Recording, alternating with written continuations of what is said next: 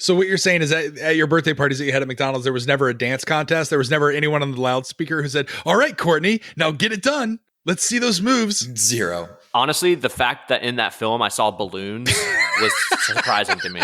I was like, I never saw a balloon in McDonald's. This is insane. The fact that like I was shocked by that shows how hype they're making McDonald's look in this film. Remember when we first met John McClane? Argyle picked him up from the plane and took him down the Nakatomi Tower at the Christmas party. And the terrorists were overzealous, but it was sweet when they killed Ellis. And with a little help from Alan, John McClane kicked out. Welcome back to Chat the Movies, the podcast where we answer the question, were the movies we love and growing up really that good? Have you ever caught yourself thinking, why don't they make movies like they used to? Can you still remember spending your Friday night searching for the perfect movie rental at Blockbuster Video? Do you even remember what Blockbuster Video was? Have you answered yes, and this is the podcast for you? I'm one of your hosts, Roger Roper, and alongside me are my two co-hosts, my fellow co-hosts of the Untitled Florida Men Project. You can check us out on Twitch every Tuesday nights, the first one of which is Mr. C. You know what sounds good right now? A Big Mac. And my cousin / temporary roommate, Benny Buffett. Swim to the side, Eric. Swim. And we take a look back in time and decide if our favorite films still hold up. Each week, the audience selects from 6 movie choices that we then break out our race car VHS tape rewinders and watch the movie that tallied the highest number of votes. At the end of the podcast, the three of us will provide you, the audience, with a number of wipes each movie would take to get off your respective butts.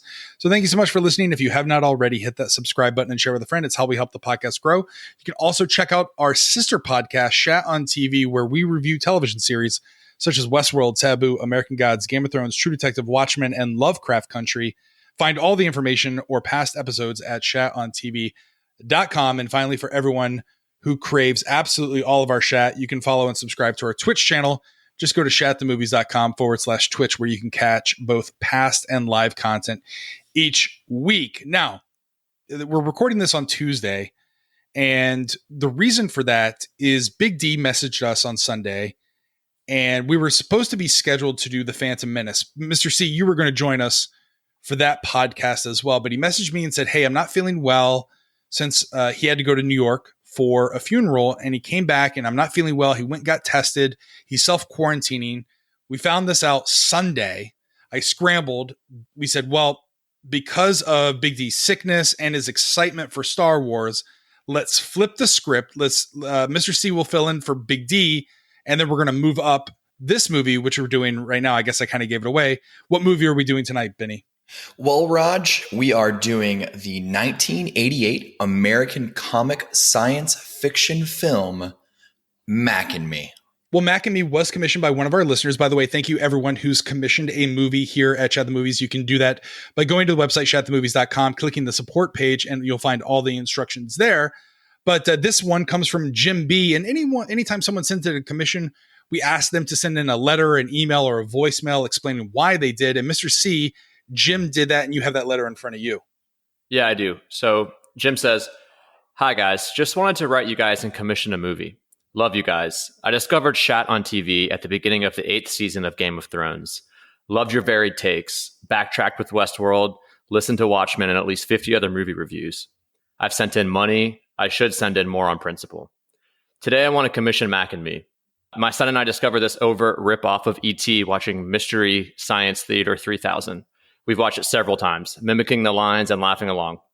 With or without the Mystery Science Theater 3000 overlay, this movie is pure delicious garbage. Hope you guys are able to find the humor we did in this classic. My son, my poor wife Julie, and I look forward to your review. Thanks, guys. Jim B. Well, Mac and Me is a 1988 American comic science fiction film co-written and directed by Stuart Raffel. The film centers on a mysterious alien creature, otherwise known as Mac, that escapes from a nefarious NASA agents and is befriended by a wheelchair-using boy named Eric Cruz. Together, Eric and Mac try to find Mac's family from whom he has been separated. The film flopped at the box office and was negatively reviewed by the critics because of its imitations of numerous concepts from E.T., the extraterrestrial, which we've done here at Chat the Movies, as well as its elaborate product placement of McDonald's and Coca-Cola.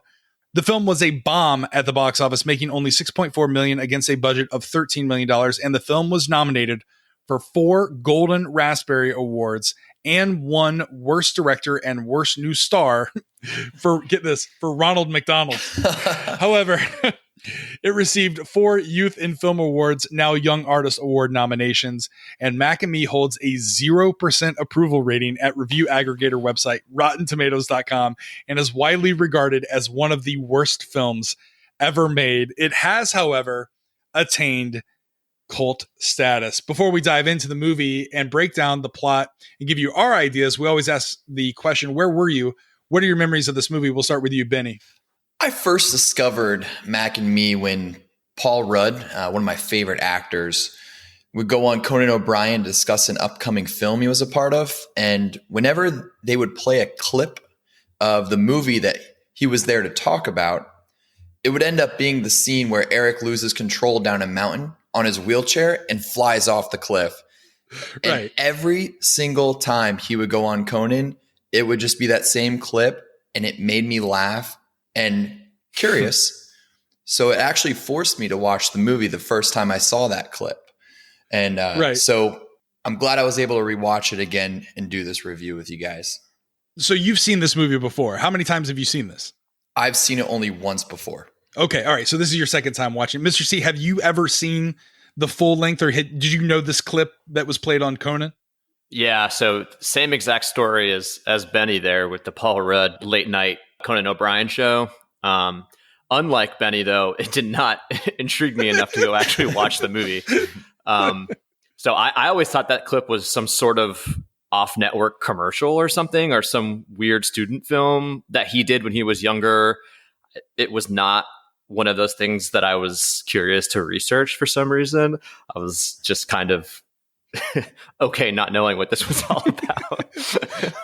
So that was pretty much it. And then when I first watched it, which this was my first time watching it, it was actually really cool.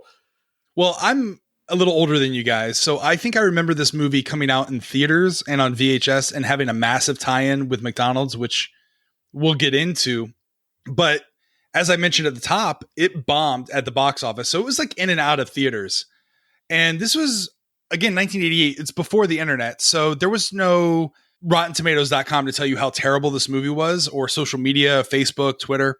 So everything was the paper and word of mouth. And my friends at the time said this movie was absolute garbage. So I stayed away from it. I never watched it.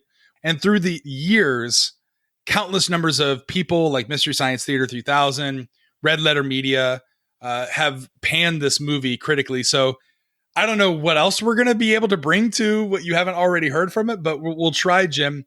But this was my first time watching it all the way through. And oh boy, it is something else. Something. It is a masterpiece. I'll finish the words for you, Raj. This is an absolute masterpiece. Okay.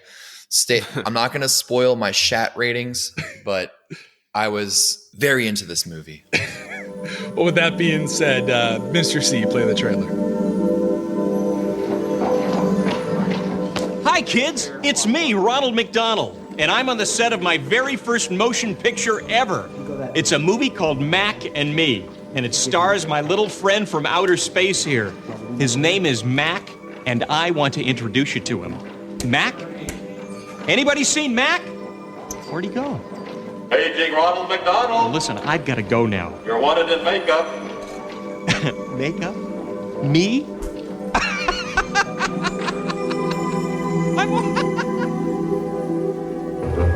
They were an average alien family living on their own planet. And we were an average family living on ours. He took my Coke, Mom. Come on, you guys. I don't have it. I didn't take it. I knew it! Accidents happen, and like us, they found themselves in a strange new neighborhood. I like it. Me too. Shh. We're communing with the Earth spirits. Welcome to California, bud. Alert, alert. We have a malfunction. We have a malfunction. Their lives were in danger. Back off, Larry. Get away from it. Down. We've got a problem here. They had to escape. When the smoke cleared, their family was separated. Somehow, one of the aliens was hiding in our house.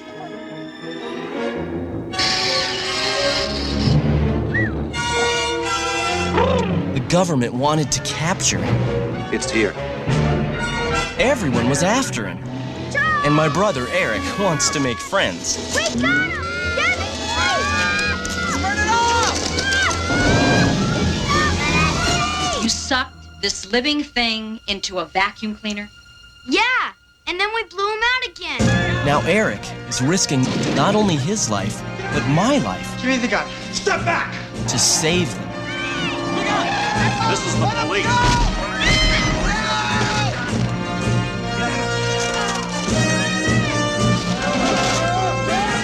There he is! I told you they don't understand. It's about more than friendship. It's about adventure. Mac and me.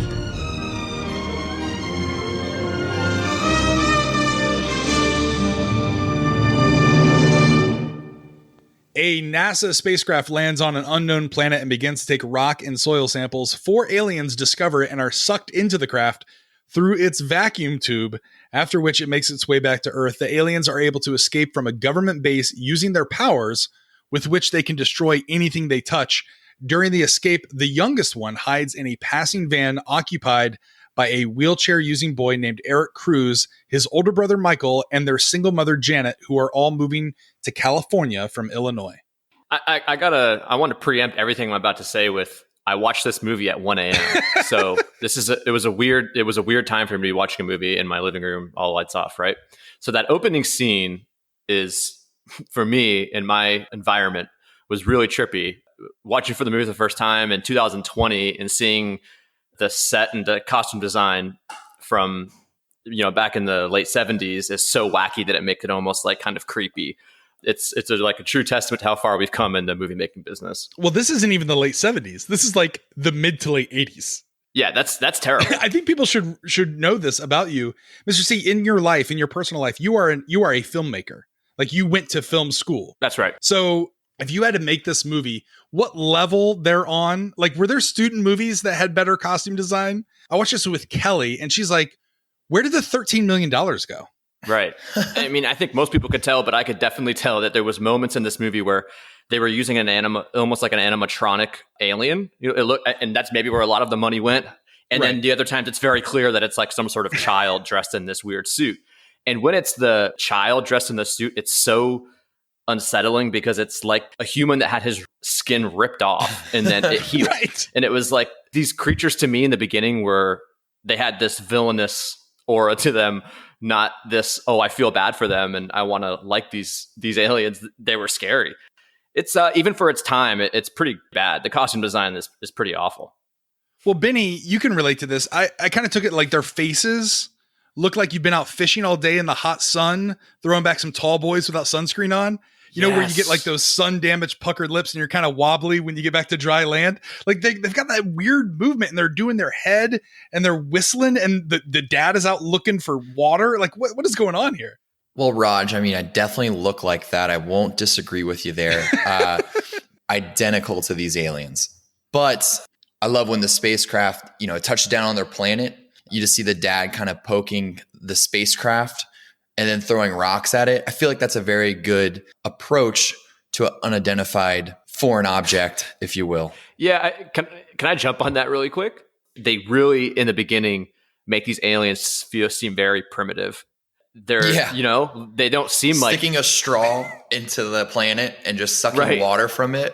Like, it wasn't even a scientific straw, really. It was just a normal straw. Where'd they get the straw from? That's that $13 million budget right there. Right. Well, I thought half of that went to the pink Cadillac at the end, but Well, it's crazy because, again, where are the rest of these alien species? This seems to be, I don't know if it's a moon or it's a planet. It seems to be by Saturn. They could be the town rejects. Right. They got kicked out. Well, it's in similar fashion to a lot of aspects of this movie. They don't touch on where they are or why they're alone or why they're sucking water through the earth. I have a theory on that. My first impression was that their planet has been ravaged by some sort of environmental disaster or something. Right. And all the rest of their race is dead. It seemed like to me that they were desperate to find water and like they're the only people in this vast desert. If that's true or whether it's not true, the creators of this film did not do a good job filling in that background for us at all. Yeah. And listen, I know I shouldn't try to apply science or logic to this movie, but how long can 4 aliens live inside a spacecraft with such tight space? The spacecraft looks like it's struggling to pick up rocks, but its vacuum cleaner, however, has the ability to suck in 4 aliens, and not just the small ones, but the dad and the mom aliens look like they're well over 6 feet tall. But then they also do this weird it's like when Bugs Bunny got sucked up into something, like their skin stretches. It's like this weird, the genie lamp. Yeah, you're right. It's the genie getting back into the just lamp. like a genie lamp, right? But I think the genie lamp hat was really spacious and was kind of like a beachfront condo inside, right? Yeah. Whereas this one, I don't know what's in it. Right. I was like, are there supplies on board? And then I thought, well, how long They're does clearly it take? in need of food and water. So I don't know how they lasted that long in there. No wonder I'm going to come out, start destroying stuff. I'm pissed. Yeah. I'm hungry. Well, shortly after the Cruz family arrives at their new home, Eric becomes suspicious of the alien's presence. The next morning, he finds that the creature has trashed most of the house and learns its identity, but is blamed alongside his older brother by their mother for what has happened. After seeing the creature again, Eric tries to catch up to him, but ends up sliding down a hill and falls into a lake where he nearly drowns, but is rescued by the alien. Eric is not believed at all when he tries to tell the family about the creature's actions. Yeah, this kid's situation, what he has to do to prove that this alien exists right. in a wheelchair. This kid's just trying to live a normal life as a paraplegic, while at the same time trying to wrap his mind around the fact that there's a baby alien living in his home and trying to figure out a way to explain to his mom that that's not him causing all these problems. It's like he's handling it very well for being however old he is, I would guess around 8 or 9, being able to handle all of this and with a smile on his face throughout the whole film. I kind of said to myself, like, screw the mom. How is she not believing this?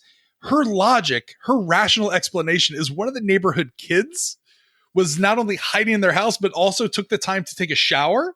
Like, how creeped out would you be if you just moved in this house and you had neighborhood kids taking showers in your house? And she seems unbothered by it. Right? She's like, yeah, this is totally normal. But we're talking also about E.T.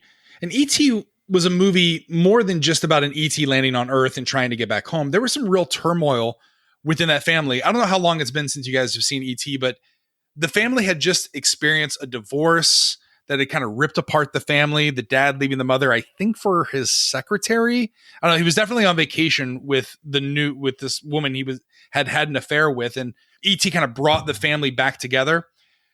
What is this family dynamic?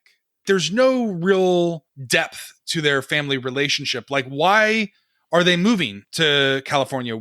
You see a picture with the dad. Where did the dad go? Are they moving away from an abusive relationship? Did he die? Like, where's she getting all this money from if she hasn't worked in 10 years? There's no real conflict within the family that makes this little more than a one-dimensional cardboard commercial family. So when I was watching that, I kind of came up with this theory, right? So the mom is starting to work at Sears. Right. So she has to have some money in a bank account somewhere. And I suspect that, similar to E.T., there was a similar rift between the two, and the mom ended up with a ton of money with the divorce settlement. So that's what I'm thinking. I'm thinking the dad screwed around a little bit. He owned a lot of businesses, maybe a couple chains, and she gets to walk away with a ton of money, have a nice house on the hills in Palmdale, living good. And there's obviously a cliff behind her with a lake. So that's prime real estate right there. Oh, yeah. Well, they own only 25 feet of that, right? And then the rest is a slide. The thing that really bothered me about this film was all of these unexplained mini moments in the movie. A huge rule of filmmaking is if you're going to bring something up that seems to have significance, you better come back around to it at some point, or it better have some sort of impact within the film at some point. So this whole, there's a scene where he's holding this picture and his dad's in the picture clearly. And there's like kind of some like reminiscence going on. My impression is, all right, if you're going to put that in at some point, that needs to affect the story at some point. If not, just don't put it in. The audience doesn't need to know that his dad's either dead or, as Benny said, had a serious affair. Yeah, had a serious affair, right? And the mom got all the money. If you're going to bring that up, either bring the backstory into it and make it purposeful so that it's used for the future. If it doesn't affect the story later on, we don't care. We don't care where the dad is if he's ever had a dad. It's a huge rule of filmmaking. You don't ever do that. Well, one of the cool things I like about this movie is they don't make the wheelchair an obstacle. No. Which I really enjoyed about that. And I like that, like, they completely normalized it and didn't make his whole fact that he is a paraplegic. And by the way, they casted a real actor that has spina bifida, which that was awesome. Oh, no way. Yeah. So this is like that. This is legit. And I thought that was a real cool part. That's probably my favorite part of this movie. But again, why not spend a little bit more time on the family dynamic, or at least try to parallel Mac's problems with getting back to his family with what their own family dynamic is? Like, you would expect that to happen, but instead they spend more time with Mac destroying the house. Yeah. I mean, you can tell that this guy wrote the script in his hotel room, you know? It's obvious that there wasn't a lot of forethought or back thought with this. Mac was kind of a dick. He's got the buzzsaw out. He's got the drill. He's drilling through things. Like, what is happening here? Why is he destroying the house? Why is that his first inclination? I don't remember E.T. doing anything like that. Well, Raj, I think you just don't understand extraterrestrial interior design. You know that you must have missed that series on Netflix. Got it. So remember when I brought up in the first place, back in the beginning, about what my theory was about why this family of extraterrestrials was alone on this planet and they were sucking water through the surface? This is the reason I thought that, was because he brings in all of these plants into the house as if he's trying to like bring the environment into what would normally be not a very green area, which would be like inside a home. And that was right when that happened, right when I saw that scene, I was like, oh, their race they destroyed their own planet at some point. Oh. And that's what made me think that. Was like, why would it? Because initially it's like, why is he doing that? It makes no sense. Mr. C, would you say that's like an intelligent part of the story to make you really think about that? You know, kind of counter to what you've been arguing, how the story really doesn't make sense. No.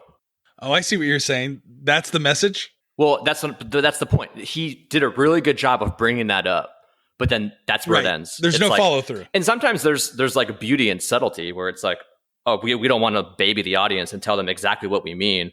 But the fact that there's one scene in the whole film that has to do anything with the environment, or has to do anything with trees, or anything to do with preservation, it's lazy, or he just didn't have time to string that idea out. I've been in situations like that before where I've been trying to tell a story and it's like, I tried to tell this part, but I just didn't have time. And it comes out just looking like a random scene. The last episode of Game of Thrones. Yeah, no, seriously. Exactly. I mean, they were the Game of Thrones, they were so rushed and so preoccupied with other things that they didn't have time to like hash out all of these really minute details that people pick up on. And that's important. And I mean, what were you guys thinking when they were bringing the trees into the house? Because I know, obviously, you guys weren't thinking what I was thinking. So didn't you feel like that was a random aspect of the story?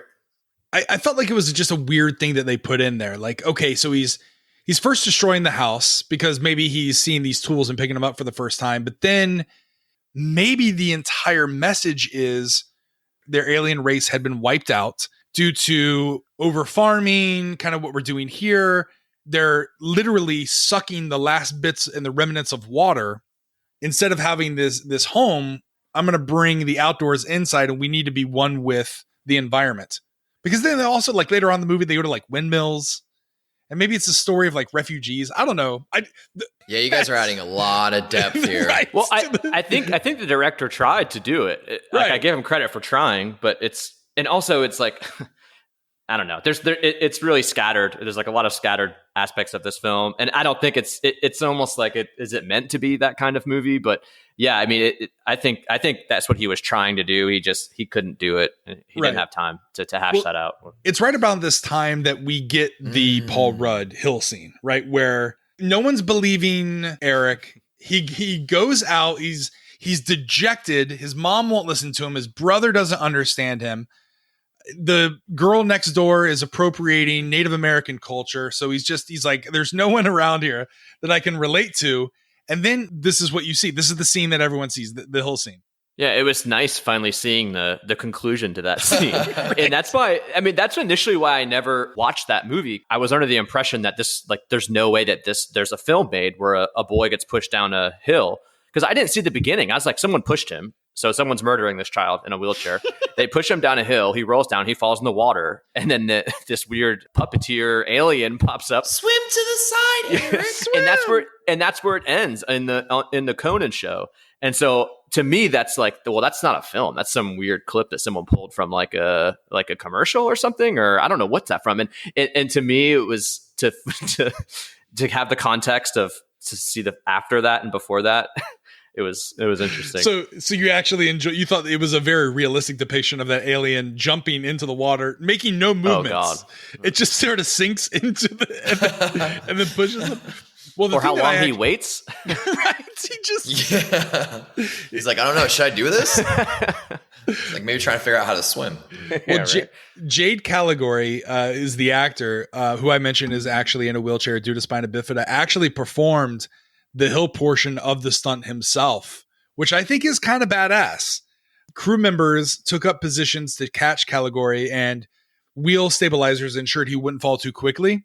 But there were still dangers. The director is quoted as saying, it's very hard to do physical things when you're in that condition. It's very hard to make a wheelchair work because it's not a balanced thing. And when you start going fast in a wheelchair, you place tremendous risk on the child. So you have to try and figure out how to do that in a controlled fashion. So are we praising the director, or is he putting this kid in complete danger? Right, like did he have to sign like a parental consent form for that? Yeah, exactly. Like, I would love to watch the behind the scenes footage of that one to really understand like the decline of the hill and all that went into it. Especially if the kid did his own stunt. That's what I was wondering. Do you think he did? Because they do punch out a lot. It's like a very wide shot. You can't tell it's him, but did you think he did actually get pushed? I mean, there's no way they actually pushed him off a cliff. That had to at least have been a dummy. No, that's not him falling into the water. But that God, is Mr. him. C. Yeah, but isn't it just as dangerous for someone to be in a wheelchair rolling down a hill? So you think that's not him, right? Or no, it is him. That's what according to Thrillist.com, this interview that they did with Stuart Raffel, the director, that's what they said. Now, another fun fact, according to 80skid.com, Jade Caligari, the actor, lives here in Chandler, Arizona, and is now an artist and a photographer. Has he been in any other films? I wonder. No, this was his. He has been in other films. He was in a made-for-TV movie of Alien Nation, and then he was also on Kids Incorporated, but then left acting shortly after. Okay. Yeah, but probably live a more peaceful life. Well, after he's rescued, they bring in the paramedics, they bring in doctors. And they're all like in the room surrounding him. Do you think that they think Eric is suicidal at some point? Because the doctor left the room. He's like, all right, now everyone leave. I need to talk to Eric alone. And then tries to like give him a sedative. Is he trying to kill Eric? What's happening here? I don't know. He's trying to Kevorkian him? That Raj, that was my instant reaction. And just from the body language of the mom too, it seemed like, I think my son's trying to kill himself. He's kind of weird right now. But is that right? I mean, that'd be kind of an extreme way to kill yourself, right? A little X Games. Right. If you're going to go for it, why not? Right. See you later. I hate California, Mom. Yeah, I thought it was odd. And doesn't the doctor make the mom leave the room? Yeah. Oh yeah. They're like, now everyone leave. I need to talk to Eric. Here's some drugs. That was very strange. It was very strange. That's another one of those unfulfilled kind of moments where it's like, what is that? There's so many of that in this movie. Well, Eric sets a trap with the help of his new friend Debbie, who has also seen the alien. The two trap him inside a vacuum cleaner, which malfunctions and causes the entire neighborhood to suffer a power surge. After Mac is released, Michael now believes Eric, but Mac leaves before Janet can be convinced. Eric's behavior towards the alien changes after he fixes all of the damage he caused to the house and leaves behind several newspaper clippings that Eric believes are an attempt to communicate. I'm taking back everything I said before. I think the alien race was not wiped out from their environment. They were wiped out by vacuums because they can't. Right. That's like their weakness. It's their kryptonite. Yeah. Like how strong, again, are these vacuums in the 80s? Like I understand that was like a trope in movies like Mr. Mom where the kid is afraid of the Kirby vacuum cleaner.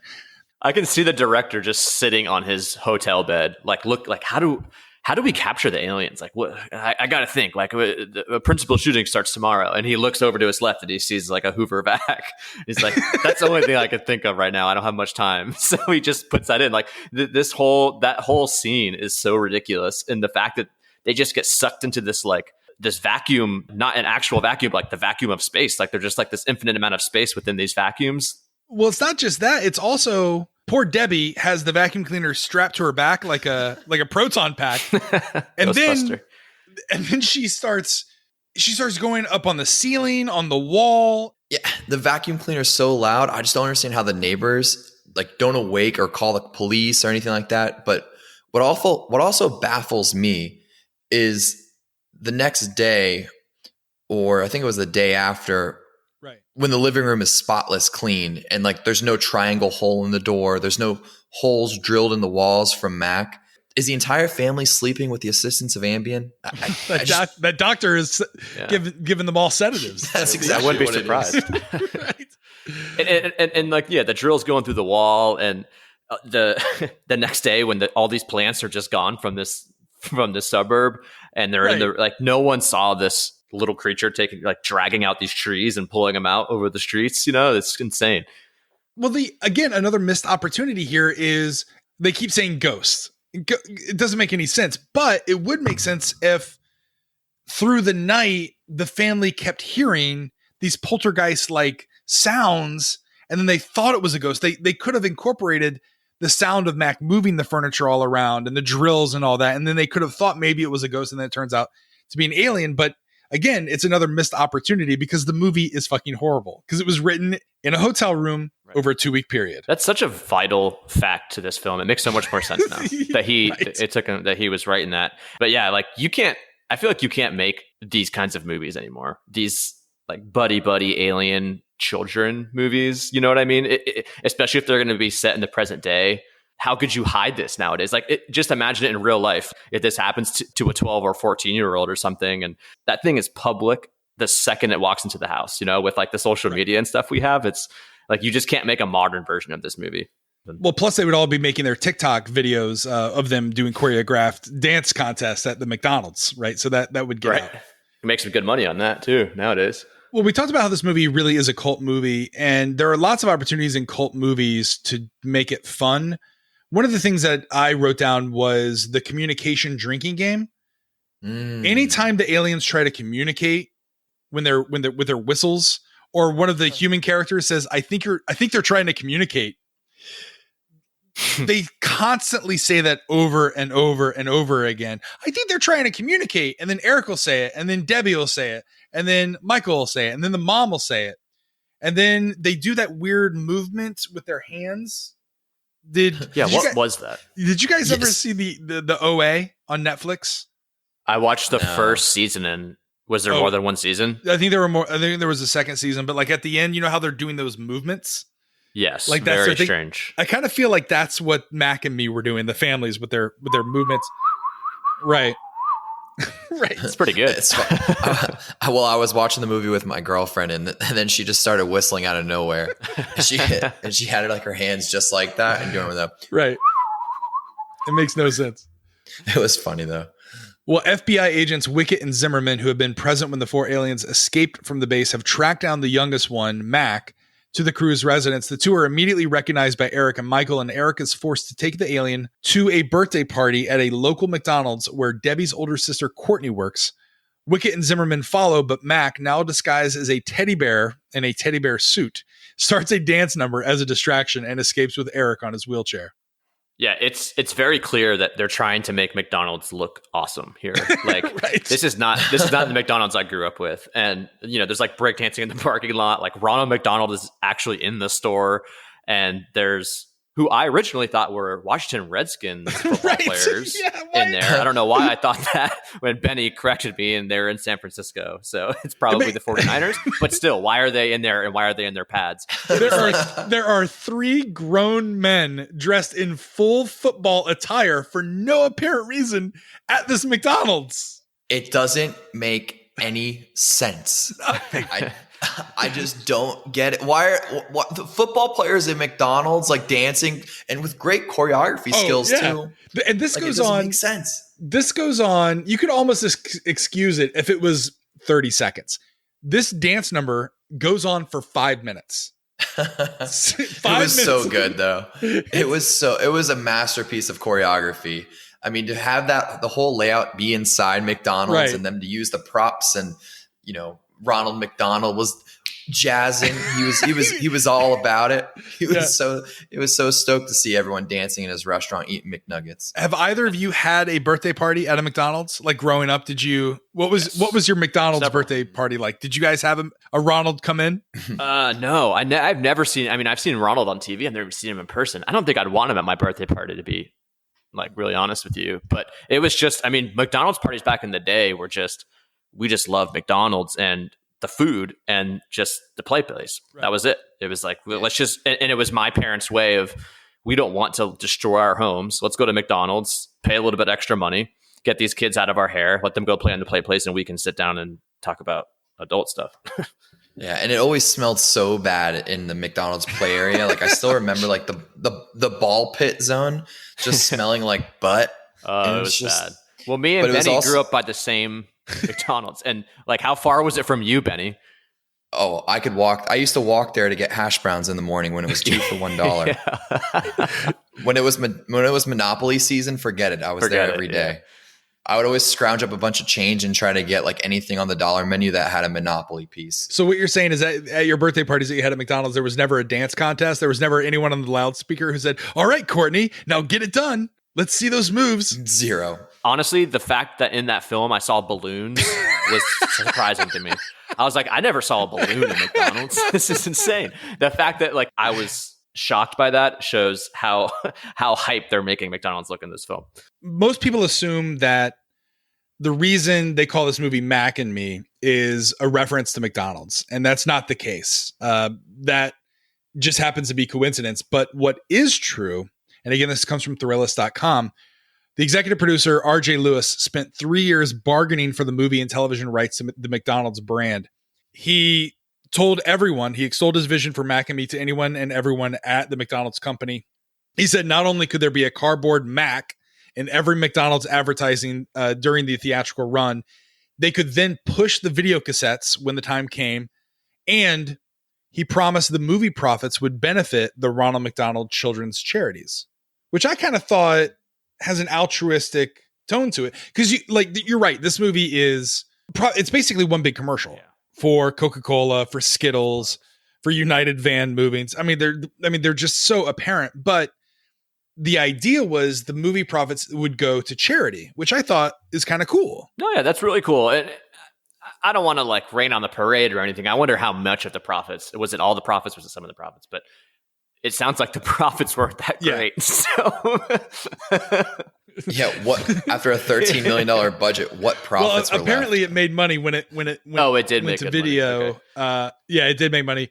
Well, during the hustle to obtain the restaurant's rights, Lewis met with Jim Williams, who was at the time the president and CEO of Golden State Foods. You might notice Golden State Foods because they've got the trailer outside in the parking lot, just in the background, and it clearly says Golden State Foods. They were the distributor that supplied meat, ketchup, lettuce, onions, and the secret Big Mac sauce for the McDonald's franchises around the country. Thousand Island dressing. Yeah, McDonald's was Golden State Foods' sole client. He's quoted, Lewis, the producer, is saying, "I'm still the only person in the universe that's ever had the exclusive motion picture rights to the McDonald's trademark, their actors, their characters, and the whole company." And this was the result of the movie, was this dance number that they have at McDonald's that goes on for way too long. Yeah, this guy shot a narrative commercial. He didn't shoot a film. That choreography alone in the scene earns this movie half a wipe from me. It's my favorite scene in the movie, but I do want to mention the low-key slow-mo of all the fly high tops that people were dancing in. Did you see that? Like, it kind of brought back a little memory there, huh, Raj? Oh, 100%. You had the breakdancing, you had Jennifer Aniston. This is a complete time capsule of what the height of 80s fashion was in your preteens. I think we can all agree that the choreography in that massive dance, like flash dance scene, was the only good thing about this movie. It reminded me of the dance number that kicked off Coming to America. You know, like, I don't know when the last time you saw Captain Coming to America with Eddie Murphy, but in the beginning where they're presenting the wedding or they're presenting the wife, they do this whole dance number. Oh, all the people. It was actually choreographed by Paula Abdul. It looks strikingly familiar to this. So I wonder if Paula Abdul also choreographed this scene here. Could be a little research on our end. Oh, look at that. Look at that. Well, there was also one girl at the end, and because it seems like they're trying to make Mac do a dance. You know how it looks at some point when Mac in the teddy bear costume gets up on the McDonald's counter, he's trying to do something with his feet. He kind of looks like a really bad Kermit the Frog when they try to do a wide shot of Kermit the Frog. And then you see these dancers trying to mimic, but it doesn't quite go right. And I just don't get how everyone in the restaurant thought that was a toy. Like, like, how do you think that this thing in a bear costume is a toy? Like, I remember in the 90s, everyone freaked out when that robot dog toy came out. Like, there's no way that this type of stuffed animal is capable of these movements on its own without any wires or, I mean, even batteries can't even control it. Doesn't make sense. Benny, this was clearly explained by Eric when he said they got new microchips. These are new microchips. Oh, duh. And Benny, come on. He's had this forever. Gosh, guys, I'm so sorry. Well, so sorry. Well, Mac also my statement. Mac also extends his arm like Mr. Fantastic style across the table and grabs a Coke and brings it back. And the kids are like, "Oh, that's weird. What is that?" And then they get flashed by like a Men in Black, like one of those like forget this scene ever happened and just start dancing. I wish I could have done that after I watched this movie. Right? But take it back, Raj. What's crazy about this is when they escape from the McDonald's, when the FBI agents are hot on their tail, there's a giant chase scene that seems to again go on for like another 5 to 6 minutes, and Eric is going downhill extremely fast.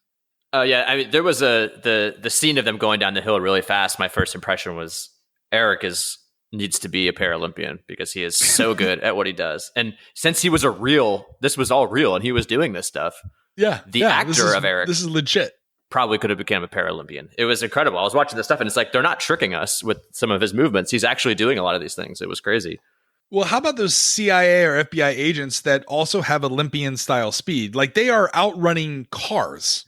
Right. But they weren't as... They're like super soldiers. But they weren't as fast as him. I love their facial expressions because they're not trying to run full speed. They're kind of doing like a jog, but acting like they're running full speed. And their face is just like, they're really trying to run real fast. And it just doesn't make sense. In full suit. Yeah. Nonetheless. The crew decide to help reunite Mac with the other 3 aliens of his family. They travel towards the outskirts of Palmdale and manage to find them in an abandoned mine. While shopping at a gas station, they accidentally alert security at a nearby supermarket. Mac's father steals a gun from the guard, causing a shootout in the parking lot, which ends with an explosion destroying the gas station and Eric being killed by a stray bullet. Mac and his family then use their powers to bring Eric back to life. Mac and his family are granted American citizenship with the Cruz family and their neighbors, as well as the FBI agents in attendance at the ceremony. The film ends with Mac's driver driving his family along with the kids who helped them down a highway in a pink Cadillac. End movie.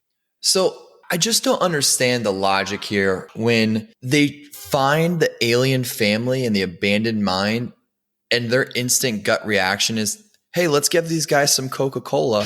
Right. And it'll bring them back to life. Like I didn't know high concentrations of high fructose corn syrup and phosphoric acid can bring aliens back from the dead. But I guess what do I know? Well, I think it's, again, I think this is like a time when Coke was trying to convince people that Coke was good for you. Right. like the 80s where, same with cigarettes, where it was like, it was clear that they were like desperate to convey that. It's just so funny that instead of using water, they use Coca-Cola. Right. Well, they don't have water. At least they gave him a straw too. They gave him a straw as well. That's right. It's a bendy straw. Well, this is where the movie gets really dark. The first inclination when they see these aliens for the security guard and the police is to pull out their guns and shoot at these aliens while kids scream, "Don't do it." This scene of the explosion and everything is like right out of Rambo. It's really over the top. Yeah, that whole scene of the alien playing around with the gun and quasi pointing it back at the cop.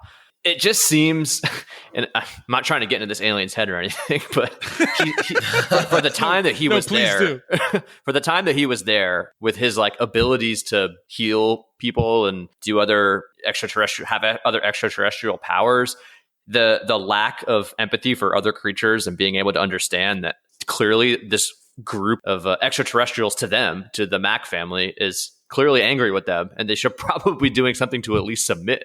So to me, it was, I mean, in that situation as a cop, and you see these things you've never seen before holding a gun and quasi pointing it at you, I might be reacting in the same way. The dad alien really is a creeper. He's weird. Right? He's at the gas station and he does that weird Mr. Fantastic thing again when he sees the woman next to him drinking Sprite. Nice reference. And he's also getting grabby in the car. He's getting grabby in the parking lot. And then you're going to let your kids ride unsupervised with him in his pink Cadillac. Again, where did he get the money for that? Did he grab someone and did he steal that? Like, what's happening here? Well, I mean, that pink Cadillac is all time. I can't emphasize that enough. What a critical part in the movie, right?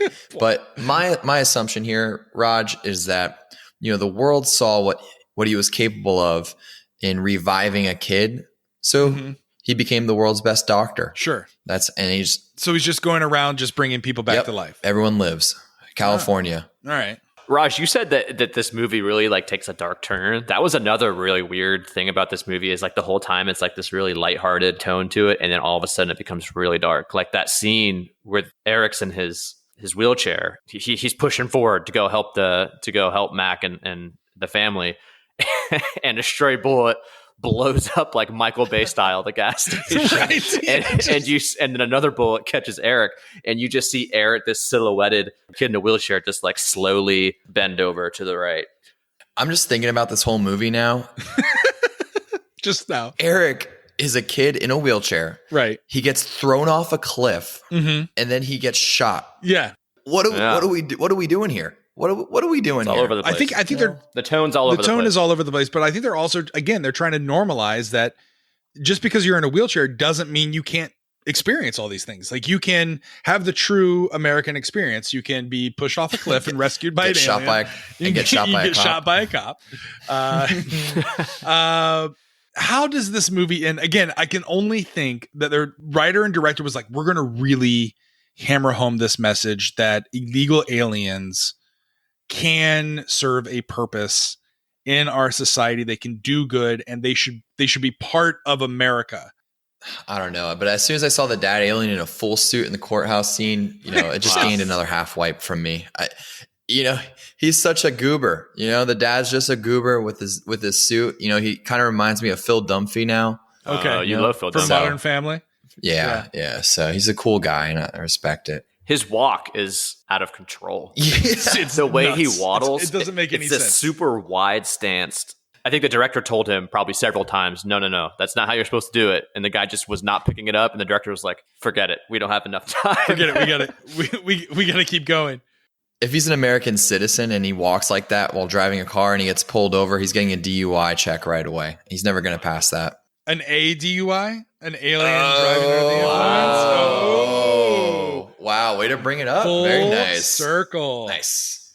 Well, at the end, as they're driving away, Mac is blowing bubble gum because that's what you do when you become an American citizen. And then it cuts to like really bad animation as they pull onto the freeway and it says, "We'll be back." What do you think the sequel for Mac and Me would have been? Like, what adventures would they have gotten into? So that was such a strange animation. I watched this on YouTube for, I think it was you watched it on YouTube? For 29 cents. You can buy it. It was free on Amazon Prime, I think. Yeah, it's free on Amazon Prime. Oh, that's good to know. It was one. I was in a rush. I mean, it is.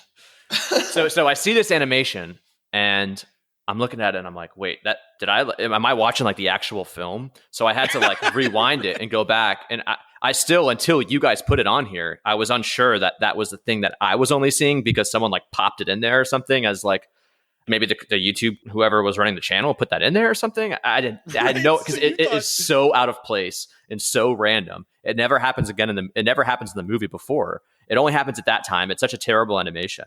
So the whole time I'm thinking that it's not even an aspect of the film. So that thought never even came to my head, I guess.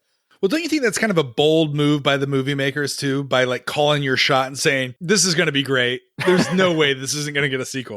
Of course we're going to be like a back. mic drop. Right. I can see the sequel in my head as something similar to the Coneheads, where now they're living the American life. Okay. And it's like this satire on our culture, Okay. you know, because they do it already in this film where they do such typical American, like Coke and McDonald's and like chewing bubblegum in a courthouse and the pink Cadillac, like these very American things. And yeah, maybe they come back to do a satire on our culture. They kind of make fun of the way Americans live a little bit. And then the Mac race comes back and gets them. And then the military just sucks them all up with a vacuum and then it ends. Right. And then in movie. Because they do this weird thing at the courthouse. And I've never been to a citizenship hearing. I guess it's called it's an induction ceremony. A citizen induction ceremony. There's a gratuitous amount of saying, now that you're an American citizen, you by law have to join the military. By law, you have to do, like, they're really harping on that aspect of American citizenship. And I wonder if the sequel would be all about them joining the military and then Mac having to go through basic training. Oh my gosh. And they use their powers maybe against maybe they were refugees from a different alien race that then attack the United States in almost like an Independence Day situation. And Mac and me and the family have to join forces with their friends, the Cruz family, again to take back San Francisco. That sounds terrible. So when you said that, in my head, I thought of the perfect sequel. Okay. How great would it be if they did join the military, but as spies? Oh, I see. So they had to like dress up in like Russian outfits. Okay. And try to like gain intel on all the secrets of Russia. Uh-huh. This also gives an opportunity for Mac to put back on his bear costume, because Russian bears, Right. like one of his spy missions, he goes in as a Russian bear in the circus and is performing tricks. There has to be a dance number, especially Right. They like go to a Russian McDonald's. Right. Yeah. Raj, what's that movie? You probably know. It's the movie. It's like with a drill sergeant. It's one of the Wayans brothers. Major Payne. Is it Heavyweights? Major Payne. Major Payne. Yeah. Oh my gosh. Let's do a Major Payne Mac collab. Mashup. Yep. Mac joins the military. Major Payne's the drill instructor. Let's do that film. Well, now it's time for the podcast where we break out our shat meters to give you our wipe scores. If you've never listened to the podcast before, 0 wipes is an absolutely perfect movie, and a 5 wipe is a terrible movie. Now, this is your debut on Shat the Movies. Thank you, Mr. C and Benny, for filling in and hanging out with us. We'll start with you, Benny. How many wipes do you give Mac and me? Well, you guys sure did a good job shatting on this movie the whole time. With all the missing plot holes and storyline not being great, but what you fail to miss, and I think Jim B kind of appreciates this movie too, is that the torture that we get to put our significant other in while watching this movie and seeing their reaction. I watched it with my girlfriend, and the amount of times she said, "What the F is this?" made me laugh even more. But there was a ton of times where I just laughed at the pure unintended ridiculousness that occurred throughout the movie. So I'm going to give Mac and me 2.5 wipes. Wow. 2.5. I laughed a lot. Wow. I laughed a lot. That's interesting. Yeah. Mr. C, do you agree with him? Do you think it's an average movie? You think it's 2.5 wipes? I vehemently disagree with him. And I would agree with him if this was true. I needed to know if this movie was meant to be stupid. There's a movie, you guys know, The Room, right? That is also a cult classic that was not meant to be bad. It was supposed to be good, but it was terrible. Right. If he was trying to be funny, if this was meant to be like a very strong comedy, which I don't think it was. No. I think there was certain aspects that were supposed to be serious, but they weren't. Then I would have given it a 2.5 along with Benny. But the main reason I'm giving this a lower score than Benny is because this is like a commercial wrapped in the clothing of a movie. Like, it's not a movie. It's a commercial. It's a bunch of shameless plugs of Coke and McDonald's, and you said there was one with Skittles, United Van Lines, Sears, sure. Right? Sears, and I'm sure there's more that we missed if we probably catch it the second time around. But for that reason, I'm giving it 5 wipes. Yeah, I agree with you, Mr. C. This movie, I don't know what else I could say that hasn't already entered the zeitgeist about this movie. This movie is, as Jim said, absolute complete garbage. However, I will say that I did like the way they portrayed Eric. The fact that they casted an actor already in a wheelchair without making it a constant obstacle for him was a welcomed portion of the movie. That being said, the acting is atrocious. The product placements are overtly obvious and the costume design is horrible. This is a cult classic, though, and I do recommend you watch it at least once. You know, unlike Tommy Wiseau, who now claims The Room was a dark comedy, I do believe they were trying to go for like an E.T. type movie here. They were trying to make an E.T. spinoff. The altruism behind the fact that they were going to share profits with the McDonald's charities makes me wish that this movie did a little bit better. I mean, I knew it made money once it went to VHS, but again, this was everything wrong about 80s filmmaking. This was 100% horrible. But it's worth watching at least once. But overall, as a movie, it's terrible. It's 100% a 5 white movie for me. So if you were to add up our scores, 5, 5, and 2.5 and divide by 3, that gives you our overall Shat score, which is 4.17. And if we were to rank Mac and Me in the pantheon of Shat, that puts it in around the 151 range. It's slightly worse than Independence Day, another Alien movie, and just better than Westworld, Time Cop, and Backdraft. Also, too, I want to say to add on to like my score, it makes it a little bit more understandable. When I first watched this and I would give it the score, I was angry that it was so bad, because how could you make a movie so terrible? And I'm sure that they made money on this. But to know the backstory, Raj, that you provided in the beginning, it was nice to know that like he really didn't stand a chance from the beginning. This movie was going to suck no matter what, no matter who was going to direct it. To have like that time crunch and to not have your choice in cast and crew, and to just like kind of go into it and write a script and like crunch time, that's really hard. And it shows obviously in the movie. Right. Yep, absolutely. Thank you again, Jim B, for commissioning Mac and Me. Our next week's movie is commissioned again by a listener, Andy Hunt. The synopsis of the movie is: when plans with her boyfriend fall through, high school senior Chris Parker ends up babysitting the Anderson kids, Brad and Sarah, and what should be a quiet night in, however, turns into a series of ridiculous exploits, starting when they leave the house to pick up Chris's friend Brenda. Soon, Brad's buddy Daryl is involved, and the group must contend with car thieves, blues musicians, and much more. It was released on June 19th, 1987, directed by Christopher Columbus, and it is a fun movie. So again, make sure you subscribe for that so you never miss. Again, thank you, Jim B, son Jake, and your poor wife Julie for Mac and Me. But we do appreciate the commission and the support here at chatthemovies.com. If you have any ideas on the film, anything we missed, anything we omitted, you can write in your thoughts to our email address, hosts@chatthemovies.com. Make sure you put Dropbox in the title, or you can send us a voicemail at 914-719-SHAT, 914-719-SHAT. Just make sure you reference the Dropbox. You can make sure to follow us on social media. We're on Facebook, Twitter, Snapchat, and Instagram. Just follow the handle @ChatTheMovies.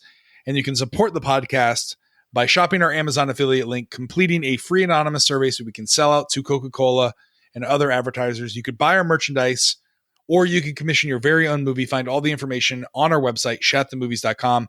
Be sure to also check out our sister podcast, Shat on TV, where we review television series such as Westworld, Taboo, American Gods, Game of Thrones, True Detective, Watchmen, and Lovecraft Country. Starting now, you can find all the information on our website, shatontv.com. We're everywhere fine podcasts can be found, including iTunes, Google Play, Stitcher, YouTube, iHeartRadio, and Spotify. Be sure to subscribe, and if you stop by iTunes, be sure to leave a 5-star review. That does help the podcast grow. Oh, and then make sure to check us out on Twitch. We have a Twitch channel. You just go to chatthemovies.com/Twitch. The three of us do the Untitled Florida Men project, where we review the best headlines, the craziest, wackiest stories from the week. Break that down for you. That's every Tuesday night. Then at 9 p.m. on Wednesdays, there's video game squad goals. Thursday, there is Kicking It with the King Bee, or Keeping Up with the King Bee. And then Friday night is Shappy Hour on Twitch. You catch all live episodes there. And then we upload past episodes to YouTube. So make sure you check that out. Twitch.com, twitch.tv actually, and just search for Shat the Movies. You can subscribe for free using your Amazon Prime account. That does it for this week's episode thank you, boys, so much for filling in. It was fun. Big D, hope you feel better, buddy. And take care. Good night and good luck. I gotta cancel. Now she's stuck babysitting the Anderson kids. Sarah. Mom got Chris to babysit for me. Chris? Her brother Brad and his best friend Darryl. Who is this kid? Stray dog. Take good care of my baby. I'll guard her with my life. What could possibly go wrong? Chris, I'm in trouble. Hang up and sit down. I'll be there in half an hour. This is the night when things go from bad My mom's car! to worse. Big city scum sucker. To ridiculous. Wanna go to bed? Hey, I like danger. This is great! You should try babysitting. And this is only the beginning. Your friend is dead. Chris can handle it. Sarah's probably hanging from the rafters by now. Sarah, hold on! I'm still in control here. You could say they were having a bad night Any problems? No, not really. if they weren't having such a good time. Adventures in Babysitting. Think your parents will ever ask me to babysit again? If they do, I'd ask them for $1 more an hour.